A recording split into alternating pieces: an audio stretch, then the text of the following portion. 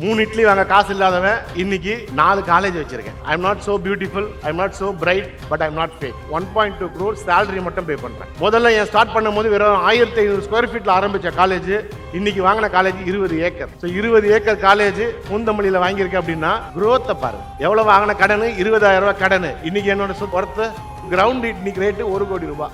20 ஏக்கர்னா அது ஒர்த்தை பார்க்க தோற்றம் மட்டும்தான். I am not so beautiful, I am not so bright, but I am not fake. கொஞ்சம் கொஞ்சமாக தான் டெவலப் பண்ணேன். ஸோ முதல்ல சார் சொன்ன மாதிரி 500 ரூபா அந்த பிசினஸ் ஸ்டார்ட் பண்ண முடியுமான்னு ஒருத்தர் கேட்டாரு.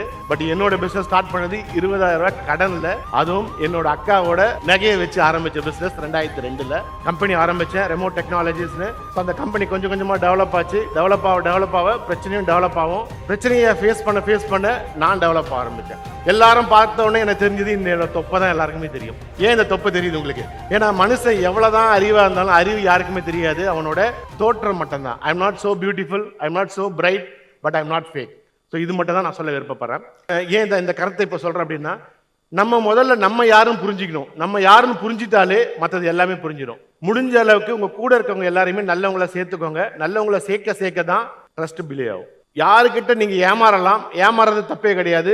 ஏமாத்த மட்டும் ட்ரை பண்ணாதீங்க. ஏமாத்த ட்ரை பண்ணீங்கன்னா, நீங்க ஒருத்தரை ஏமாத்துறீங்கன்னா 100 பேர் உங்களை ஏமாத்த ரெடி ஆயிடுவான். ஸோ இதை மட்டும் நான் கத்துக்கின பாடம். எப்படி நான் சக்சஸ் வந்தேன் அப்படின்னா, ஒன்லி டிசிப்ளின் தான். ஒழுக்கம் விருப்பம் தரலாம், ஒழுக்கம் உயிரும் ஓம்பப்படும்ன்றதை பேசிக்கா வச்சு ஸ்டார்டட் காலேஜ் ஸ்டார்டட் இந்த இயர் ஆஃப் 2012. வெறும் 6 ஸ்டூடெண்ட்ல இந்த காலேஜ் ஸ்டார்ட் பண்ணது.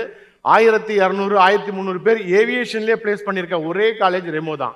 5 கவர்னர் அவார்டு வாங்கின ஒரே காலேஜ் ரெமோ தான். சக்சஸ்ன்றது ரொம்ப ஈஸி தான். 10 வாட்டி ட்ரை பண்ணா ஒரு வாட்டி சக்சஸ் ஆயிடலாம். அந்த 10 வாட்டி ட்ரை பண்றதா எல்லாருமே கஷ்டப்படுறோம். ஸோ அந்த 10, 11, 12 நம்ம ட்ரை பண்ண ஃபெயிலியர் குறைய ஆரம்பிக்கும். ஃபெயிலியர் இல்லாம சக்சஸ் என்னைக்குமே யாருக்குமே கிடைக்காது. Try to get the failures. So ஃபெயிலியர்ஸ்ல தான் நம்ம லேர்ன் பண்ண முடியும்.